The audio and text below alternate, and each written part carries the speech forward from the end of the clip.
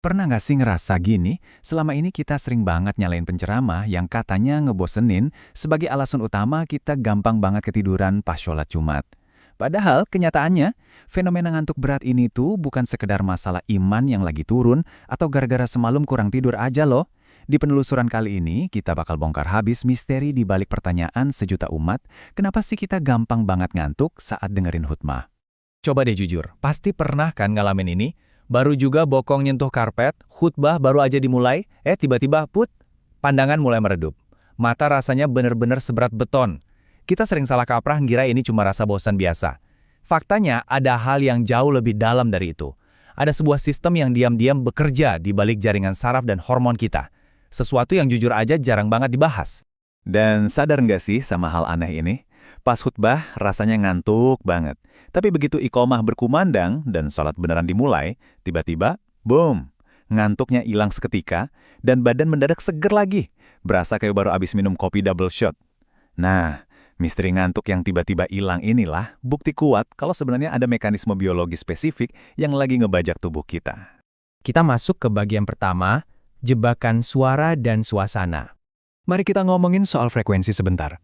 Kalian tahu nggak, suara khotib yang monoton, temponya konstan, dan terus berulang menggema lewat speaker masjid, itu sebenarnya bisa memicu apa yang secara ilmiah disebut sebagai white noise. Uniknya, secara psikologis, suara kayak gini tuh bukannya bikin otak kita makin waspada, tapi malah ngirim sinyal super kuat ke saraf kita untuk relax.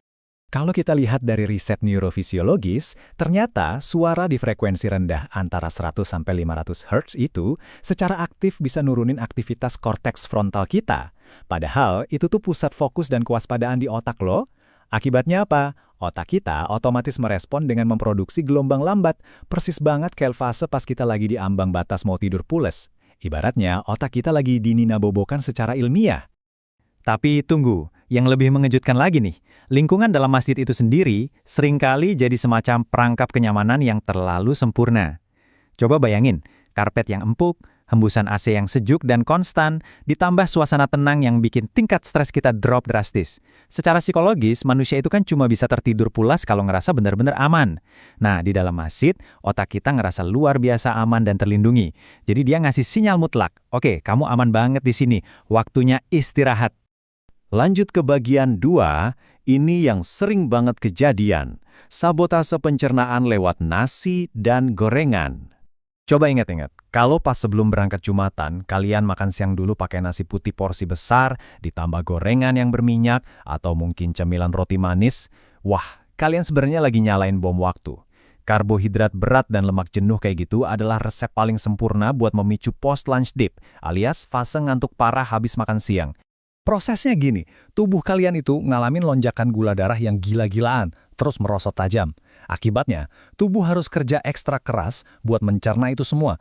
Aliran darah yang tadinya lancar ke otak, langsung dibajak dan dialihkan semuanya ke saluran pencernaan.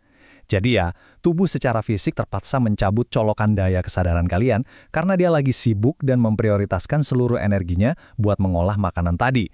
Nggak heran mata rasanya pengen nutup terus kan? Terus di bagian ketiga ada yang namanya trans hypnagogic atau fase riset memori otak.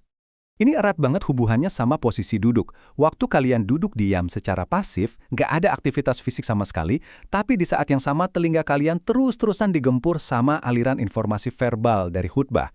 Nah, tubuh kalian tuh masuk ke sebuah kondisi bernama transhypnagogic. Ini semacam fase abu-abu antara bangun dan tidur yang dipicu karena otak kita kelebihan beban informasi sensorik. Jadi dengerin baik-baik, tertidur pas khutbah itu seringkali bukan berarti kalian malas, sama sekali bukan. Ini justru tanda kalau otak kalian lagi jalanin mekanisme pertahanan diri dari kelelahan mental. Otak ngerasa, wah kepenuhan nih informasinya, dan akhirnya cara otomatis cari jalan pintas buat ngosongin cache memory, ya dengan cara maksa kita buat tidur. Mind-blowing banget kan? Tapi tenang, di bagian 4 ini kita bahas solusinya. Meretas biologi tubuh agar tetap terjaga. Ya, secara spiritual, rasa ngantuk ini memang sering dibilang godaan. Tapi secara biologis, tubuh kita emang lagi dikondisikan buat tumbang. Masalahnya, khutbah itu kan asupan nutrisi buat jiwa. Nutrisi ini nggak akan bisa masuk kalau wadahnya, yaitu kesadaran kita, lagi tertutup rapat. Ada pepatah bagus yang bilang gini, Kesadaran adalah pintu ilmu. Jangan biarkan kenyamanan biologis mengunci pintunya. Terus gimana dong cara ngehack biologi kita ini? Gampang. Pertama, saat mata udah mulai kerasa berat, langsung aja geser dan pindah tempat duduk. Gerakan fisik ini ampuh banget buat mecah kondisi transhipnagogik tadi. Kedua, pergi sebentar buat perbarui wudhu. Air dingin itu ngebantu ngeriset kewaspadaan saraf kalian. Dan yang ketiga, duduklah dengan postur tegak lurus. Kalau kalian nyandar ke tembok, itu ngasih sinyal ke otak buat istirahat. Tapi kalau duduk tegak, otot jadi kerja dan ngasih tahu otak, kita masih aktif nih. Nah, sekarang pertanyaannya buat kalian, Jumat depan kira-kira kalian bakal pasrah lagi nggak nih sama hembusan AC masjid yang adem itu? Atau kalian bakal milih buat langsung tegapin punggung dan pindah posisi duduk demi jaga pintu ilmu tetap terbuka? Pokoknya pilihan ada di tangan kalian ya. Saya dari Lab Fakta, menguak fakta bukan sekedar cerita. Sampai jumpa di penelusuran berikutnya.